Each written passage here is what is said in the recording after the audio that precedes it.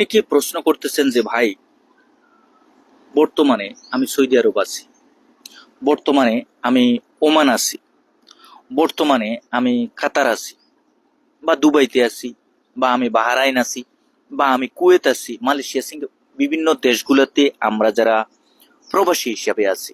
দেখেন, একটা বিষয় কি, আপনি যদি যে কোনো দেশে যে কোনো ভাবে অবস্থান করেন এবং সেখান থেকে আপনি সিদ্ধান্ত নিয়ে থাকেন আপনি একটা ইউরোপের দেশে যাবেন, সেখানে গিয়ে আপনি লাইফ লিড করবেন বা সেখানে আপনি অবস্থান করবেন, এবং কোন দেশের জন্য আপনি জমা দিবেন সে বিষয়টা আপনাকে লক্ষ্য রাখতে হবে।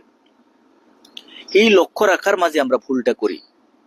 আমরা কোন দেশে জমা দিব এই সিদ্ধান্তহীনতা, মানে সিদ্ধান্ত নেওয়াকে কেন্দ্র করে যেই পরিস্থিতিটা, সেটা নিয়ে যে চিন্তা ভাবনাটা, সেটা করতে করতে অনেক সময় আমরা ভুল সিদ্ধান্ত নিয়ে নিই।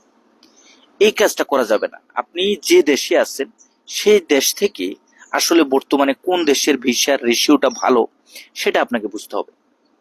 কোন দেশের ভিসার রেশিওটা ভালো এবং কোন দেশের ভিসার রেশিওটা দিচ্ছে সেই বিষয়টা আপনাকে খেয়াল রাখতে হবে, বুঝতে হবে।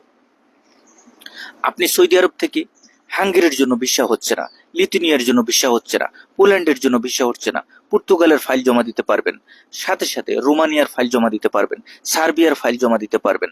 মূলত যে দেশগুলোর ফাইল আপনি জমা দিতে পারবেন, ভিসা পাবেন, সেই দেশগুলো উপর ভিত্তি করে আপনি ফাইল জমা দিবেন।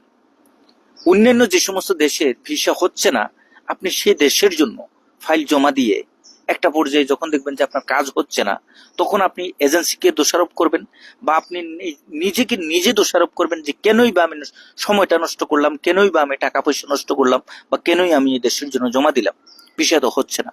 সুতরাং আপনি যে দেশেই অবস্থান করেন না কেন, যে দেশে থাকেন না কেন, আলহামদুলিল্লাহ, ভালো কথা, কিন্তু সে দেশ থেকে ইউরোপে যেতে হলে আপনি যে কাজের জন্য, যে দেশের জন্য আপনি জমা দিতেছেন, সে দেশের বিষয় আপনাকে দিবে কিনা, আপনি পাবেন কিনা, সে বিষয়টা সর্বপ্রথম চিন্তা ভাবনা করে জমা দিবেন।